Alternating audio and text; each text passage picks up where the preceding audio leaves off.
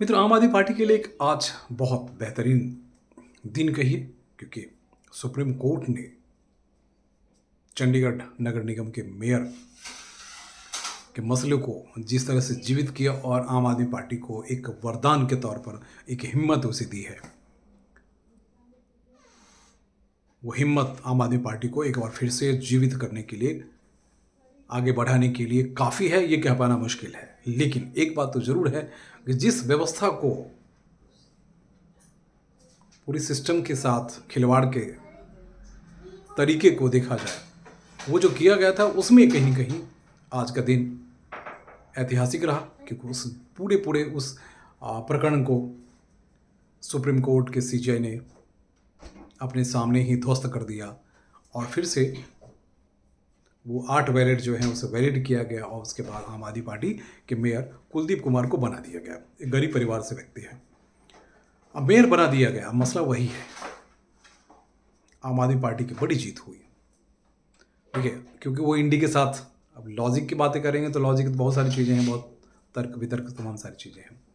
जब सरकार अलग होती, विचारधाराएँ अलग होती है, लेकिन वहाँ से फिर सत्ता में आने के लिए वो भी समझौता करती है।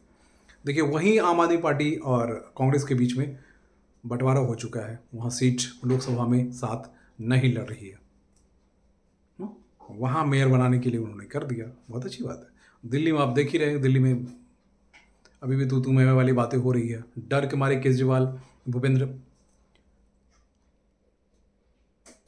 जी के कार्यक्रम में जाते हैं और उसके बाद वहाँ से समीकरण बनाते हैं, बातें करते हैं, तमाम सारी चीज़ें होती है जो हमारे आपके सामने है।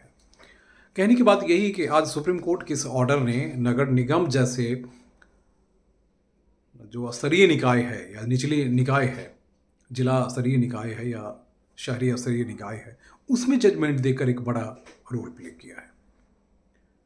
और केंद्र सरकार के लिए बड़ा झटका कही है, क्योंकि केंद्र सरकार ने बीजेपी के लिए कहे, क्योंकि वो बीजेपी में ही चुन के गए थे। और अनिल मसीह को जब कोर्ट में खड़ा किया गया और तमाम सारी बातें कही गई, तो कहीं ना कहीं आम आदमी पार्टी के कार्यकर्ताओं की हिम्मत बढ़ी। चलिए, सुप्रीम कोर्ट से हमें न्याय मिल गया। उसी सुप्रीम कोर्ट से न्याय मिल तो गया, लेकिन सुप्रीम कोर्ट के ही डायरेक्शन के बाद जो जांचें चल रही है ईडी वाली, उस पर हम बाद में चर्चा करेंगे। ईडी की जांच चल रही है, उसको धत्ता दिखा रहे हैं, तो आप समझ सकते हैं कि न्याय जब अपने हिस्से का हो तो बहुत अच्छा, जब अपने खिलाफ हो तो फिर कहानी बदल जाती है। अब देखना दिलचस्प है, सुप्रीम कोर्ट ने अभी तो पिछले जो डिसीजन थे उसको मानते हुए वहाँ, लेकिन 3 और बीजेपी में जो चले गए हैं उसके हिसाब से आंकड़े तो बदल सकते हैं। तो क्या 4 दिन या 5 दिन या 10 दिन बाद फिर से मेयर चेंज हो जाएगा, क्योंकि फिर वहाँ आंकड़ों का खेल हो गया?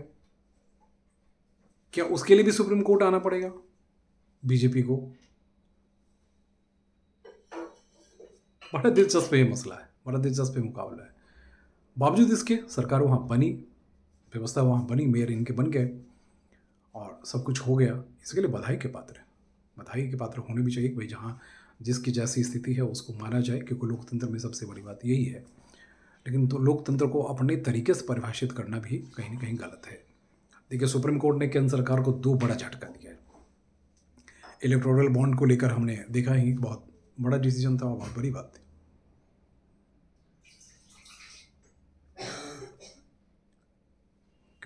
और केंद्र सरकार के लिए बड़ा झटका इसलिए माना जाता है क्योंकि केंद्र सरकार के पास, करके बीजेपी के पास ही सबसे ज़्यादा 12,000 करोड़ के आसपास का अमाउंट आया था।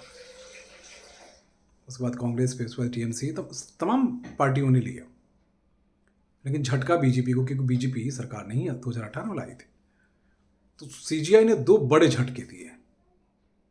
इससे सबसे ज़्यादा विपक्षी दल जो हैं उनकी सांसें जो हैं वो तेज हुई, उनको राहत मिली है सुप्रीम कोर्ट के इस डिसीजन से। और खासकर आम आदमी पार्टी के लिए तो वरदान है आज का डिसीजन। लेकिन सबकी आस, सबकी नज़र टिकी हुई है ईडी पर, उसकी हम चर्चा बाद में करेंगे। नमस्कार।